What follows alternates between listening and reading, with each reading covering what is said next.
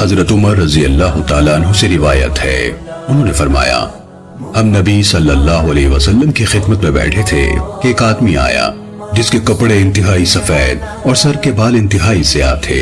اس پر سفر کے اثرات یعنی گرد و غبار اور تھکن وغیرہ نظر نہیں آ رہے تھے، اور اسے ہم میں سے کوئی پہچانتا بھی نہیں تھا۔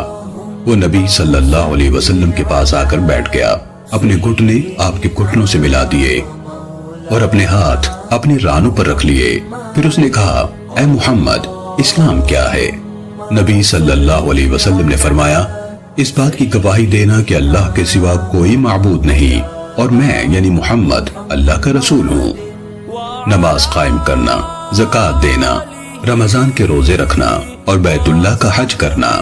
اس نے کہا آپ نے سچ فرمایا۔ ہمیں اس پر تعجب ہوا کہ آپ صلی اللہ علیہ وسلم سے سوال کرتا ہے اور خود ہی تصدیق بھی کرتا ہے کہ آپ کا جواب صحیح ہے۔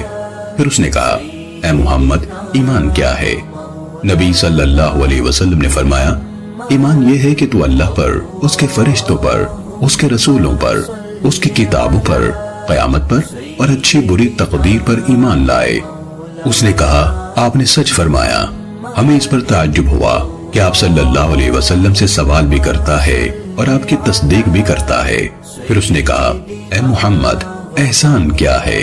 نبی صلی اللہ علیہ وسلم نے فرمایا احسان یہ ہے کہ تو اللہ کی عبادت اس طرح کرے گویا تو اسے دیکھ رہا ہے، اگر تو اسے نہیں دیکھتا تو وہ تو تجھے دیکھتا ہے۔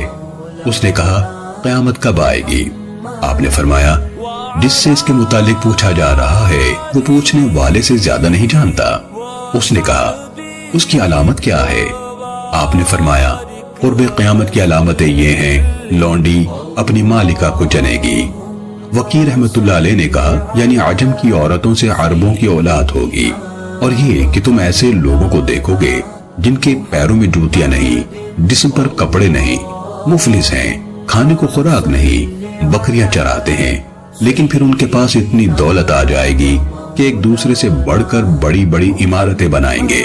حضرت عمر رضی اللہ تعالیٰ عنہ نے فرمایا 3 دن بعد نبی صلی اللہ علیہ وسلم مجھ سے ملے تو فرمایا کیا تم کو معلوم ہے وہ آدمی کون تھا؟ میں نے عرض کیا اللہ اور اس کے رسول کو زیادہ معلوم ہے۔